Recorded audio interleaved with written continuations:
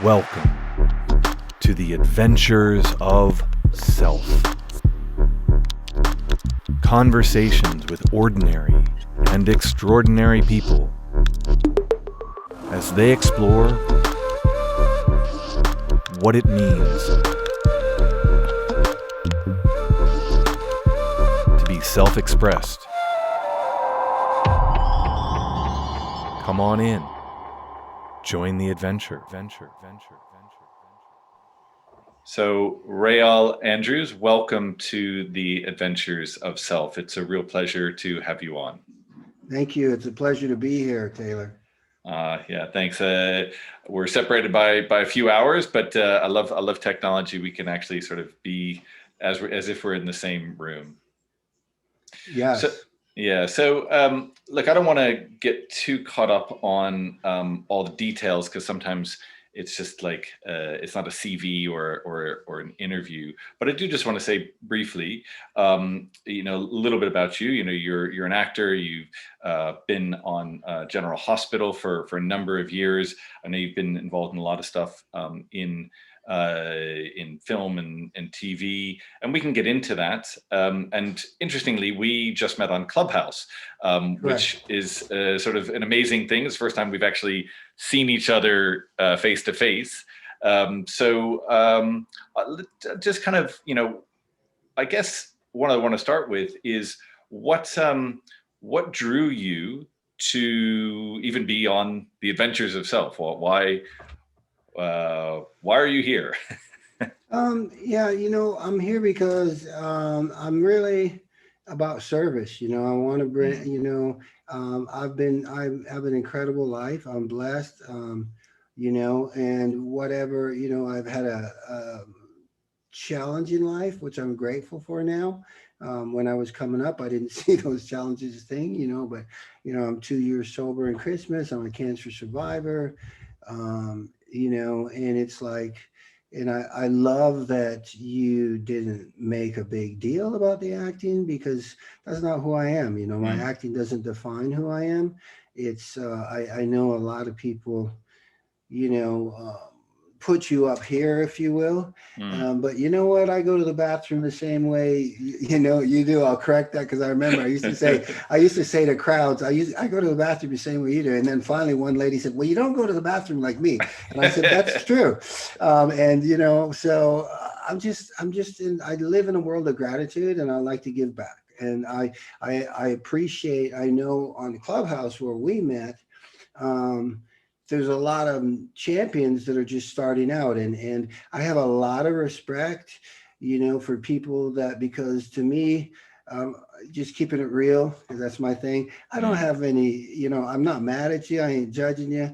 I pray for you. I love you. But I honestly don't have tolerance for people that run their mouth and make excuses Mm. and all that kind of stuff. And so I have a lot of respect for people that have a dream, they have a desire, they have a passion, and they get up, they stand up, and they take action. And so any way I can help anybody like that, so that's why I'm here. Yeah, and I think it kind of ties into why I even reached out to have a connection. We were on a room together that was one of the small rooms, and it had this sort of networking component, and it goes to, I think, one of the places. It's sort of a small place, but it is like the place of hope where we are in society today. There's so many problems and things we can talk about, and we can put people on pedestals or assume that somebody outside has the answers for us. But at the end of the day, we're all just human beings, and one to one or in a group, right? We have to. I mean, I believe we have to start getting back to that connection of just listening to somebody, sitting down with somebody, and starting to understand, who the person is, because you may or may not agree with everything or maybe even anything the person says, but by sitting down and actually starting to listen, then there's an opportunity for learning, for connection, for possibility. Yeah, it's really interesting that, and you said it like three times. Listening, listen, listen. I was talking with a champion the other day. Actually, Carrie, I don't know if you recognize her name. I did her podcast. It was awesome, and we were talking about what's special? What's different?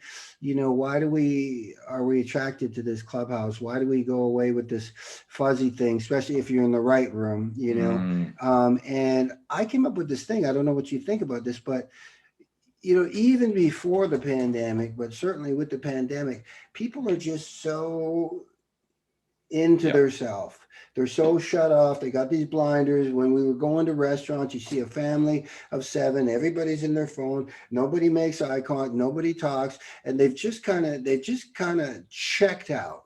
And they've really kind of checked out now. But like you said, we haven't even seen each other before this. So when you're on the Clubhouse, I believe that it is you have to, it's bringing back one of our senses, which is listening, because you don't have a visual, you don't. So if you're not intently listening, you don't, you're going to miss stuff. So it's reconnecting us, like you said, through one of our senses, which is listening, which is it's I think that's just kind of my take. I don't know what you think about it, but I think that's kind of what, and it's feeding us and connecting us through listening. Yeah, I mean, it's certainly the most unique aspect of Clubhouse, and I think also podcasting, right? I mean, I know there's a lot Mhm. of people that put video out with podcasts, and that's fine. But traditionally, it is a listening and oral connection. And what's really curious about Clubhouse in particular, because when we listen to something like a podcast, or we listen to a song, or even if we're watching something on YouTube or whatever, it's kind of recorded, so it's very easy to kind of be doing something else, and you think, oh, I kind of missed something. Let me just rewind back to that. And you're right, because Clubhouse doesn't have a record feature. Yeah. It's like life. So if you miss it, it's gone, and it does tune you into that. Now, there are definitely times where I might be listening kind of, and doing other things, but when I really am present, I have to be present in that space, and listening. We have kind of gotten away from that, even before the pandemic and lockdowns. Everybody was on their phones, and we all just look at things through pictures and screens that have oversaturated the way we see things. And to actually connect with, as you're saying, like this, we haven't been listening to Mm-mm. each other for a Yeah. very long time. Yeah. And I like, oh, sorry, my dog is barking. And I like, Is listening. and I like the fact that what you just said there, because it's not recorded, you have to listen intently, because if you don't, you're gonna and there's, like you say, that was, I never thought of that either. That's good. There's no playback, so it's like there's no, like, what did you say? It's like, you got to be focused and listening. And it really enhances, the authenticity of what's there, because on Instagram, or in the realms that you are in, where it's take, okay, we'll Mhm. finally get it right, the right lighting, the right inflection. And sometimes that's great, right? You go pay for the big movie, and you don't want to see it kind of blurbing around. But also, when we want to connect as human beings, right, we want to have that authenticity. And you can tell, I think, in when I'm listening, you get a sense of who's authentic, and who's even got a bit of a sly side sort of sell to them. And I love the Yeah. fact Uh-huh. that, as a play on your name, Getting Real Mhm. with Réal. So it is Mhm. that authenticity, that real sense. Um, yeah, and what kind of brought you to that sense in yourself? I just kind of want to open that up. What do you, when you say that again? Well, the The question. real, this kind of, getting real with Real, because like one Right. of the things that I Mhm. and I think this is true for, there are a lot of people on Clubhouse who, their personalities, right? They're very well off in whatever field they're in, whether it's technology, or investing, or acting, or songwriting, producing. There are some high caliber people on there, And maybe I'm sure, we're all networking and trying to get our message out there, but there's also a lot of authentic content, at least for now. And I know that's a bit of a quandary, how things are going to go as it opens up more and more. But like in the because there are certainly people in the LA acting community who, at least outwardly, to their community, don't necessarily portray their humanness, their authenticity, their realness. Yeah, no, you know, it's funny because I kind of joke. My mom kind of knew what she was doing when she called me Real, because it's become my thing over the year, and it's just I'm just keeping it real, Mm, and that's my thing. I call it like it is. I'm going to tell you like it is. I always come from a place of love. Is it necessary to say? Is it me that's necessary to say it? Does it need to be said now? And am I coming from a place of love?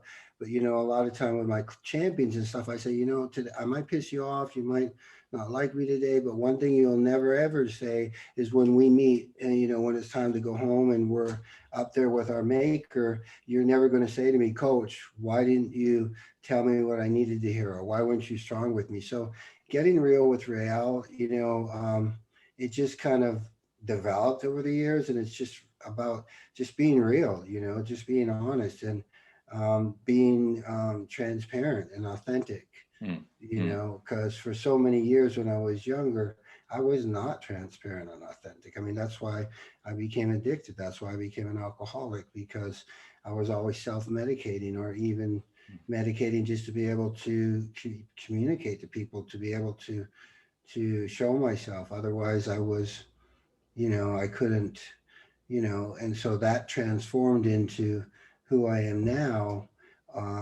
and just being transparent, being real. Yeah, I think and I, thank you for sharing that and offering that up. I know you're open with that, but it's really nice to hear, because I think so many people, so many of us have things that we deal with in private, and because of the kind of Instagram, Facebook kind of fetishization of how beautiful somebody else's life is, we don't feel that it's right to share or even be honest about our own struggles, right? I Mhm. also dealt with alcohol, yeah, probably alcohol abuse for years and years, and it kind of would have an ebb and flow and kind of come and go.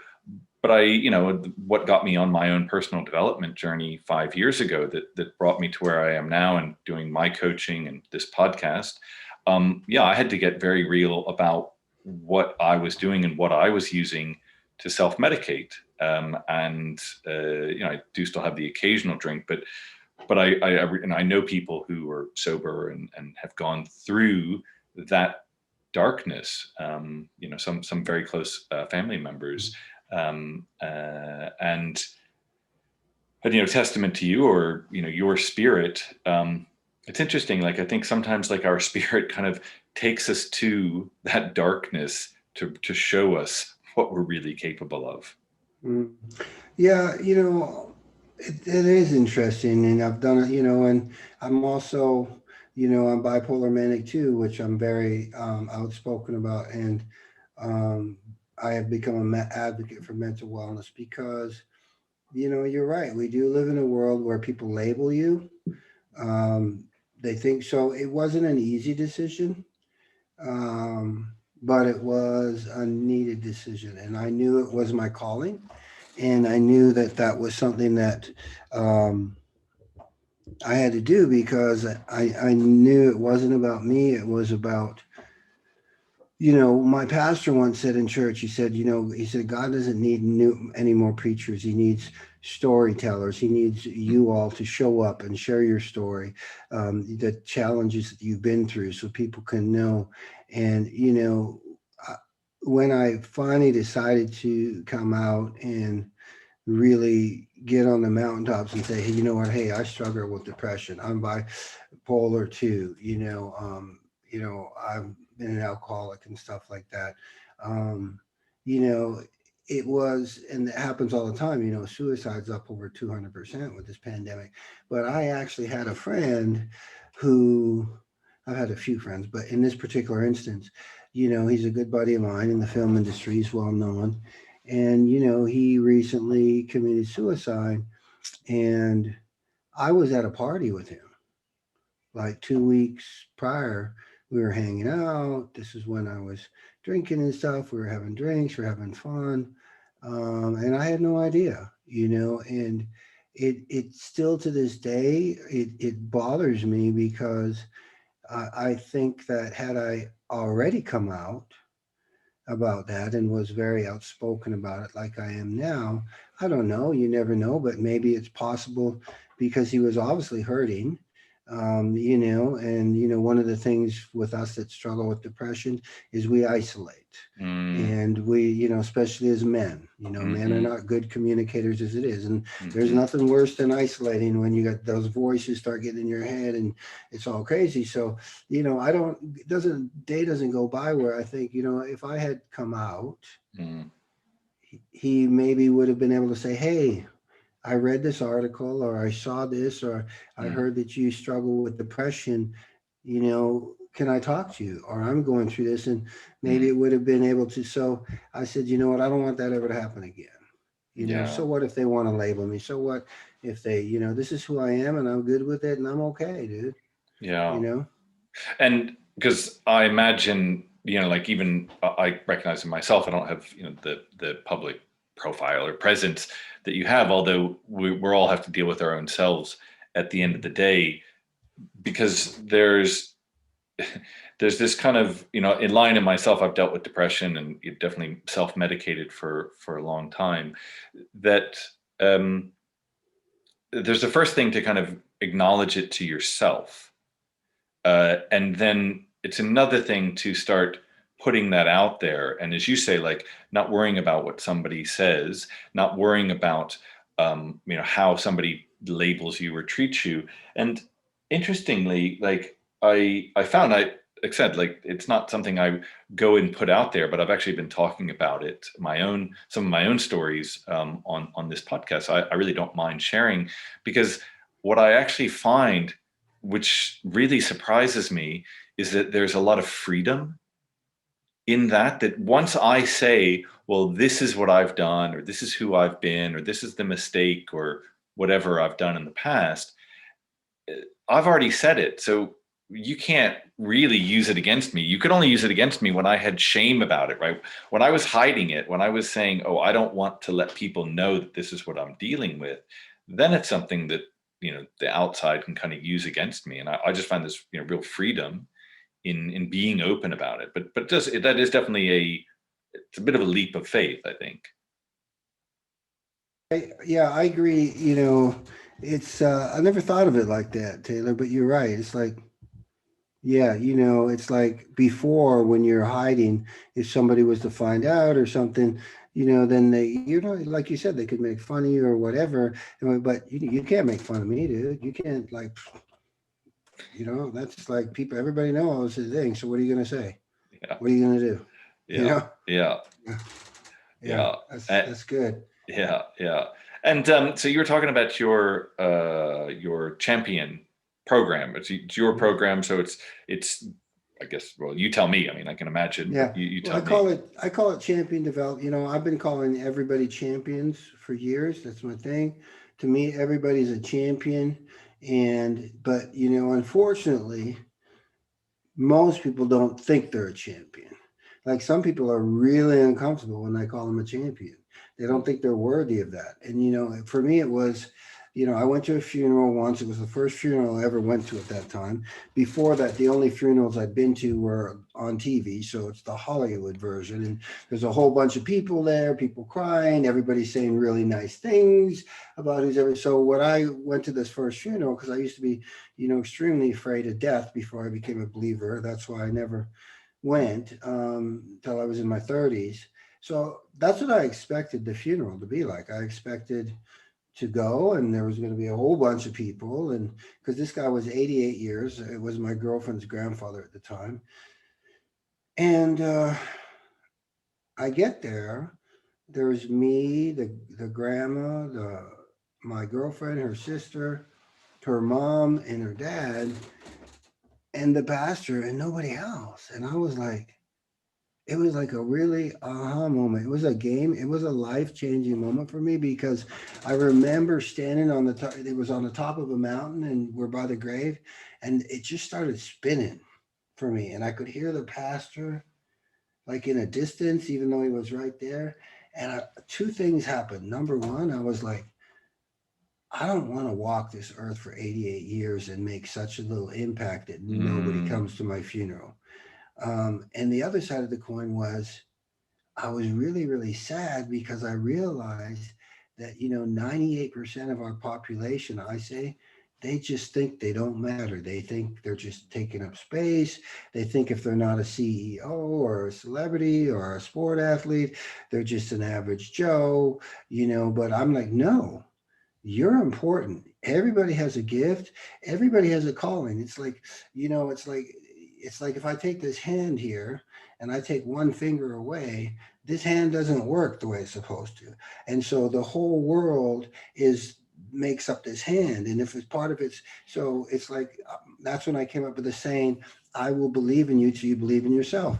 And so that's what I do. And I'm just here to, I tell people, hey, if you don't hang around, believe in yourself, just hang around me.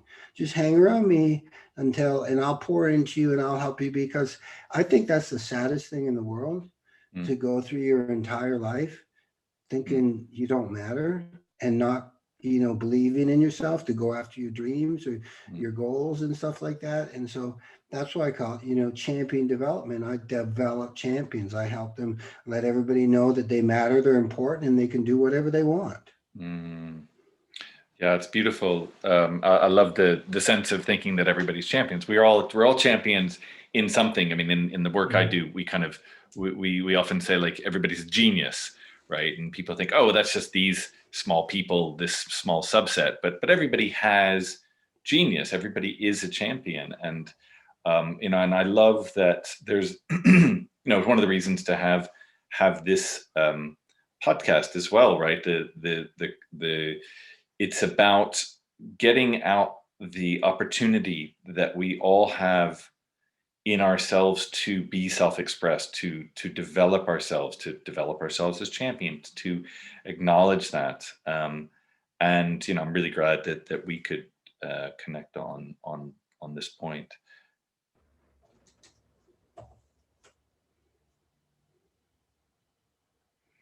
Um, in that, what do you like I kind of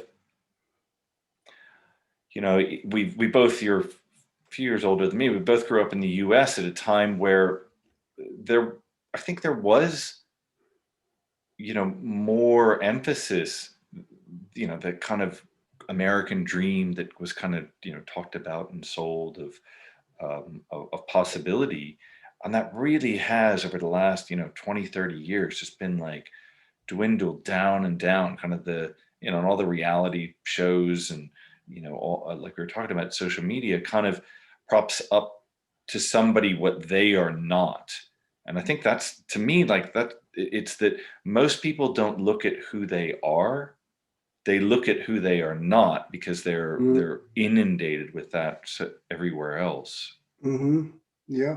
Yeah, it's true. They're like because they're constantly comparing themselves to everybody. What does success mean? How do you define success? Mm, And most people define success money, mm, fame, wealth, whatever. No, that doesn't define your success. It's great to have, obviously, don't get me wrong, but that does not make me a successful person. I ain't taking that to the grave with me. mm, I don't want to be, grandpa on the porch with my grandkids or my great grandkids going, tell me about, when you did this or when you did that, or, talking about the nice big house I have or whatever. I want to say, grandpa, tell me that story about that Taylor guy that, that didn't believe in himself, and you helped him to believe in himself, and he went on to be a very successful. Or tell me about that girl Shirley, the one that was like 300 pounds, and you helped her to believe in herself and lose weight, and she went on to be a fitness trainer. Because she was a fitness trainer, she opened her own gym, and she was working with athletes that were, you know what I mean? Yeah. That's what the kind of legacy that I want. Yeah, yeah, it's what we're actually able to provide to others. It goes back to what you were saying in terms of being of service. I recognize in myself that, yeah, there are times when I've felt uncomfortable about my position. Am I making enough money to even pay my rent or mortgage, to whatever standard I have? And so you can get in that kind of clinging, oh, I've got to do something to make this work. And often, I work as a coach, and when I'm in that place, and particularly when I first started out, I transitioned away from corporate world into coaching, which was a very heart centered world. And when I was talking to people, I was kind of desperate to prove myself, or to validate myself, and that was by somebody saying, "Oh, I'll pay you X amount to coach me," and within my underlying attitude, it was often Mm-hmm. one of need and proving and desperation. And more Mm-hmm. often than not, of course, on some unconscious level, the person was like, no, no, no, I don't have the money, or you're not the right person for me, or whatever. And, going back to what we're talking about Clubhouse, I've really noticed and really started to step into myself, just offering things, being of service. Not, if I give you A, then you're going to give me B, and it's a blank percent return on my emotional time and or whatever investment it is. I'm just choosing to do this. And when you give that service, all these other things start to come in. When I Mm-hmm. give service just for the sake of it, I get random calls from people I Mm-hmm. don't know, and they say, "Hey, I don't know if you know me. So and so mentioned you. I'd like to talk to you about this." And it doesn't even matter whether we end up, having that like monetary relationship, but it goes to that idea. It's like when you are in service, it opens up so much in yourself and in your world around you. Correct. Yeah, I agree. It's all about service and gratitude, giving back, in my opinion. Yeah, yeah. And because you said you went through some tough times. What do you? I mean, were there mentors along the way for you? Did you find it in yourself? How did you come to yeah, to your own um, gratitude and sense of service? Yeah, both. I mean, I definitely had mentors along the way of my life. I've studied with some of the best coaches, all the way up to Tony Robbins. My dad was a huge mentor, obviously. My football coach was a huge mentor. But to be honest with you, I didn't even know what gratitude was before I went into the program. I didn't know what service was. Mm, I've spent tens of hundreds of $1,000s on personal growth over the years, and uh, 2 years in AA for a free coffee and $1 in donuts. I've got more personal growth. I grew more mm, than I ever had, and so that's when I learned about gratitude. mm, That's when I learned about service. All of that, to be honest with you. mm, and that's in the last 2 years. Yeah, Yep. Hmm. yeah, yeah. Amazing. Um, And I was interesting. I was um, my guest from last week. We were talking about grace, Yep. It's and another one. so it's like it it's a gift, right? That Hmm. we receive. Grace is a Hmm. gift that we receive to give you that sense of gratitude, because it took all that you've gone through to get to that place of to receive, be able to receive gratitude. Yeah, grace is a big one for me too, because once again, I'm such a D personality. I'm such a driven person, You know, my mom taught me don't dream, dream big. My dad taught me there's no such word as the CANT word. My dad taught me, you know, I don't make excuses. I don't take them, not even good ones. And that's really how I roll. That's how in my life I'm relentless. I'm driven, disciplined. Got to work on my consistency. But you know, I'm a beast. And prior to, you know, once again sobriety, you know, if you weren't running at my pace, dude, I mean, like, dude, I got like, you know, but I learned about grace and I learned that everybody's different. I learned to be humble and love people where they are and respect them where they are and encourage them, you know, and give grace. And more importantly, give yourself grace Mm, because, you know, that was, I never gave myself grace. I was like yeah. really hard on myself. And I was like, you got to give yourself grace, man, Mm. because, you know, Well, it's nobody else is going to necessarily give it to you, yeah. and you got to start with yourself. I'm sure in that driven personality, I recognize it. I'm definitely not as driven as you, but it's. I actually saw it in my father. My father was incredibly driven, and it kind of was a bit of his downfall, and in some of what he went through in his political career. And so I learned maybe for me, the pendulum swung back a bit the other way, and I held back more for fear of falling, you know, because of looking to fly too high. Mm-hmm. Yes. Fly too high. I like that. The eagle. The The eagle flies high, right? It's eagle does funny. fly high. It's funny. We're just, you know, I do network marketing. We're just talking because, you know, you've heard of the chicken list, right? As an entrepreneur, people that you want to talk to, but you're afraid to talk to, the big Uh, fish.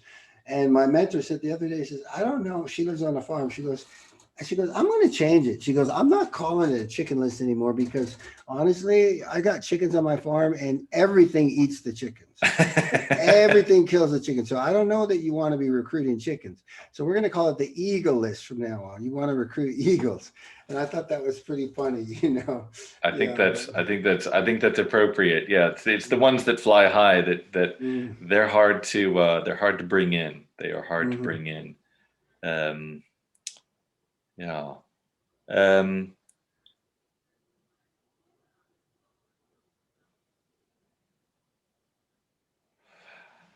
what's been the sort of the hardest moment for you in your transformation in your journey for yourself? Mm, the hardest thing for me, which I've changed, was because I roll in excellence, perfection, was which comes around grace again. You know, several years ago, a coach of mine said, "Rail, it's going to be messy. Stop trying because with being a perfectionist, with being doing things in excellence comes procrastination." So the hardest thing for me was just but now it's not hard anymore. I just jump, man. I just take Mm, action. I just like like my podcast, for example, or even stuff that we've learned on Clubhouse. I would be like, for example, I was talking with Pedro, and Pedro was telling me about, he does his podcast live on StreamYard. And I was like, what? You do it live, dude? I mean, man. He's like, and I was like, okay. And I said, well, dude, I'm doing it live and I'm doing my first one this Saturday. I'm going to jump right in and amazing. everything. Hold on one sec, Taylor. One sec. Yeah. You can edit this, right? Hmm, hmm, hmm. Okay.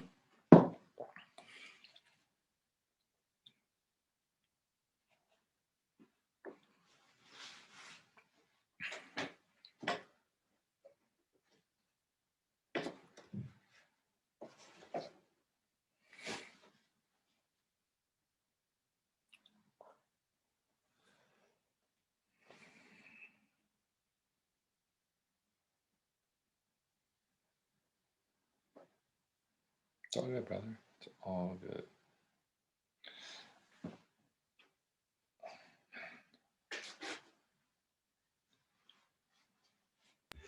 All right, brother. I'm back. Sorry. All Yeah. good. All Yeah. good. See, this would be a peril of if we were doing it live. Anyway, Yeah. Right. Yeah. Yeah. it's all real. There you go. So you were Yeah. saying doing live, yeah?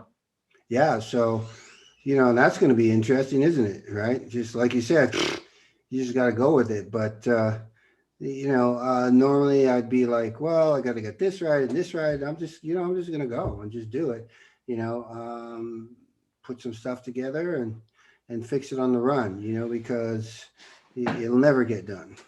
Yeah, I think that is definitely a lesson I learned in doing this podcast. I mean, as I said to you before we started, I'm relatively new in this, and I have a tendency to be perfectionist, and as you say, when you're a perfectionist, you procrastinate because it's Hmm. never going to be perfect. So you spend Hmm. a lot of time trying to make it so. And I did get to a point where I thought, okay, well, I've just got to get it out there because otherwise I'm actually going to, kill myself or just, eat myself alive, not being Yeah. able to do this. And yeah, like I just decided, okay, I'm going to launch, and I'm going to go. And then you you kind of put in place something that you kind of can't really control anymore. It's like the cat's out of the box. And so, Hmm. I've got to find guests and edit and do some artwork and, do out some social media. And like, I was saying to you, kind of way out of my comfort zone, as much in the overall production of this, as, kind of, having somebody like you're a bit on the eagle list. Like, as I was saying, there's a part of me, it's like I've talked to a lot of friends and, people who are very good at what they do, but learning to for me to have conversations that it's part of my production with people that I don't really know, Hmm. puts me in this place of uncertainty, and I really enjoy this opportunity because it shows me whether this is, a good episode, people like it, it doesn't really matter. It's like I've enjoyed the conversation, I've enjoyed what it's offered me. I'm really grateful for the opportunity and the time you've given, and that's this great like step in the overall process of Hmm.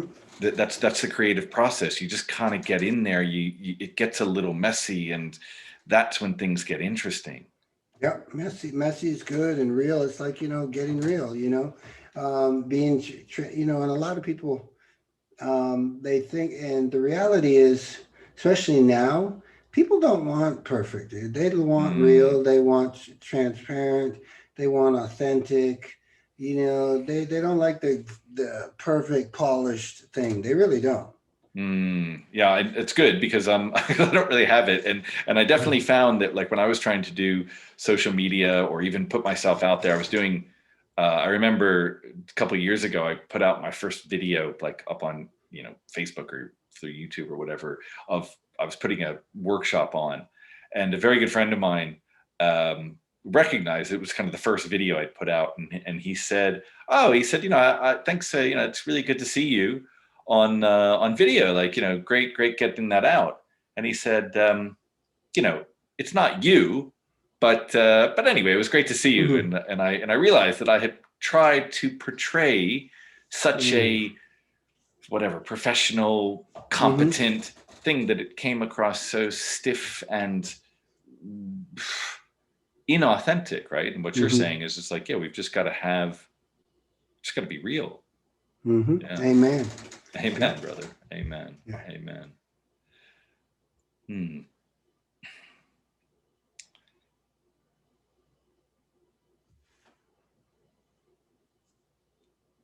And what kind of people do you end up working with? I mean, is it mainly in the acting industry? Is it Well, no, I mean, I've been on GH for 27 years back there, okay? not 27 years the whole time. I work with all kinds of people, all things. My main thing, I'm a network marketer. I'm, Yeah. with the company Amari Global, which is we're the mental wellness pioneers. So, but I'm at a place in my life, this is my third company I've been with. Whereas when I first started, I'd take everybody and anything. Now, when it comes to our products, I'm here to service anybody. We have amazing products that can help you with that. But in terms of my team, Mm, who I want to lock arms, I'm very selective, dude. I have a saying that if I can't spend a day in a canoe with you without knocking you over the head with an oar, I honestly really don't want you on my team, because the cool thing about network marketing is you get to choose who you work with and when you work with, and so you might as well choose some people that you like and you're having fun with, you mm. know, Yeah, you know. absolutely. So I'm very particular and protective about who I lock arms with, who I let into my inner circle, and then very protective of who gets in my sacred circle. And but I love everybody, but this right here is like, you're not getting in here unless you. I like to put people in here who I perceive as higher and better than myself, so Mm, they can continue to raise me up. And like I said, I have no tolerance for dream stealers, naysayers, negative people, bullying. I just That's not in my world, brother. Not mm. in my world at all. Mm, mm. Yeah, that's Hmm. that's beautiful. I just remembered because I had like a note down, and because you mentioned being in a boat, I know one of your passions is fishing. So, Hmm. and what is that? Because I think yeah, people often. I mean, do you do mainly river fishing or deep deep sea Bass fishing, fishing, bass bass fishing fishing in the lake. in the lake? Largemouth bass, smallmouth bass, spotted bass. I started trout fishing. That's how I originally got the bug. And I do trout fishing every now and then, but bass is my main thing. What's the bug, and how did it change from one thing to another? I'm curious about that. You know, it happened at a very young age, and I was fishing. And when that bug gets into you, there's nothing like it. It's like there's nothing better than being on that lake first thing in the morning before the light comes out, Hmm. and it's quiet, and you can hear like a fish jump or whatever. It's something about being part of nature. Hmm. It's very like I can fish all day long and all week long and not even talk and just fish, man. Hmm. Yeah. Hmm. Yeah, it's like It you makes said. it makes my wife crazy. It's like I'll go fishing sometimes with a new person. I'll be there all day. Like from 5 in the morning to like dark, and I'll come home. She goes, "How was it?" And I go, "Oh my gosh, it was so amazing." And she goes, "So, it was he is he married?" I don't know. Well, does he have kids or I don't know. But wait, you're in a boat with him for 8, 9 hours, and he says, "Honey, we're fishing. We're not like talking." But women, they're like, are you like if they're in the boat with each other for an hour, they know everything about each other. Yeah, Yeah, yeah. yeah. Um, it's interesting, because it goes to what we were talking about earlier, like that connection for men, and like sometimes it's just actually being in the presence and doing something. There is a sort of difference between sort of masculine and feminine energy, and yeah, you can just like spend time, and if there's a vibe, if there's a connection on something, fishing or whatever it is, then that's okay. It's not all the other things. Correct. Yeah, absolutely. You just hang, man, and just be there with each other. Yeah. Um, it's something that, and it's such a there's a purity to it, right? Because it's not like, I mean, maybe there's a, I don't know, maybe you have a competition of who gets the bigger bass, and or more on a day. Mm-hmm. um but it, it's very stripped away. Mm-hmm. Yeah, um you just out there in the water. You're who you're fishing with, nature and the fish becoming one. So yeah, but yeah, mm, when we fish, we do fish tournaments. 5 fish for the most weight. okay. Yeah, so we're either I fish as a co-angler. So there's certain tournaments that I fish that we have a partner. or you're fishing in the back of the boat by yourself, you know. And that's it's so interesting to hear, like, like co-angler and these, how it kind of gets, it becomes like, yeah, I mean, there's a game to it. There's a Mhm. gamesmanship to it, I suppose. And yeah, for me, it's another world. I've been fishing some, and I do appreciate it, but I Mhm. didn't necessarily have that bug. So it's Mm. yeah, it's really really interesting to connect on that. And yeah, like it takes me back to what we were talking about, like the mental health, right? Because so many of us, particularly men, right, we're kind of Mhm. locked in ourselves, right, and don't necessarily have that um, ability or thought to connect with something that seems quite simple and quite Mhm. mundane, but that is quite profound. Yeah, for sure, absolutely. Yeah, it's unique in the way that we connect. Mm.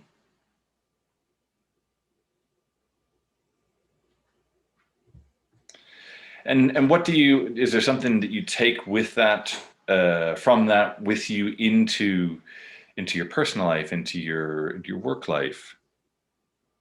How do you mean take with me? Well, I mean, like, because like I might do yoga or Mm-hmm. breathing or walking, Mm-hmm. and it's like there's a piece that I take from that, a piece of mind, necessarily, or a memory. Yeah, I mean, every day I start off 2:30, 3 in the morning. That's my time. Oh, Working out, boxing, running, or not running the stairs. And that is what fuels me for the day. I mean, that I need that. So that is what grounds me and grinds. I don't have that.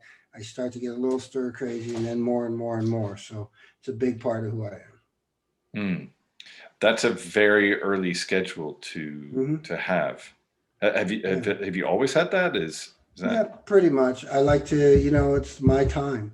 yeah And there's nobody around but myself, and it's valuable to me. yeah Hmm. and is that maybe because I think there is something about, for many men, that there is that, like, the being at one with being comfortable with oneself. Hmm. It's one thing to maybe be out on stage and doing things with others, but there's a fundamental sense about sort of being at one with oneself, and it sounds like you've kind of naturally created that for yourself. Correct. Yeah. Hmm. Yeah, yeah, cool, cool.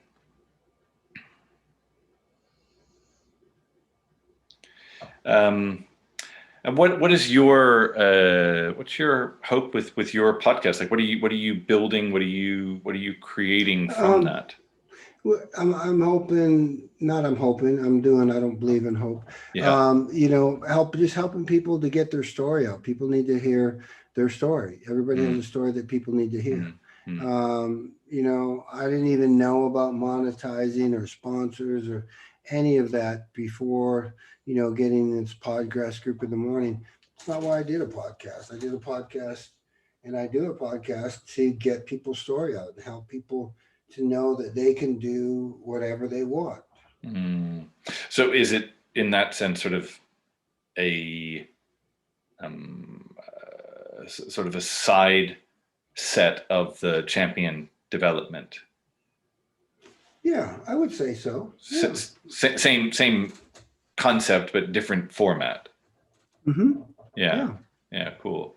Because I think that, like, what I find in terms of, like, the self-development journey, and maybe it goes back to what you were saying in terms of, you said your mother probably named you, something, like, there's a kind of, we're not quite sure why it's done, but as we play things out in our lives and as we step into who we choose to be, right, to help each Hmm. other, to support, to deal with our own demons, and to, be who we choose to be in service to the world, then all the things that are in the past start to make sense. It's like, oh, that's why I was called Réal. Oh, that's why I went through Hmm. this difficulty.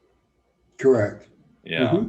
And you start to then sort of bring it all together so that your message in one, forum But champion development is the similar message, but in a different format as the podcast. Yeah, I mean, it's the podcast is an extension, a way to coach more people, and it also helps me to be a better version of myself, and I just love connecting with people. Yeah. Yeah. Yeah. Awesome. Well, it's been fantastic connecting with you here today. I really appreciate your time, your champion development. I feel like I've gone through some of my own champion development in the last, whatever it's been, close to an hour. Really, really thank you for your time here. Thank you. It's an honor to be on your podcast, and I appreciate you. And I'm going to have you on mine as well, okay? Thank you, brother. I definitely look forward to that.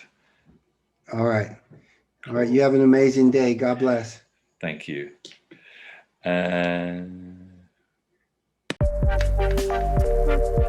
Thanks for listening. If you like what you heard, go on, be adventurous. Click the subscribe button.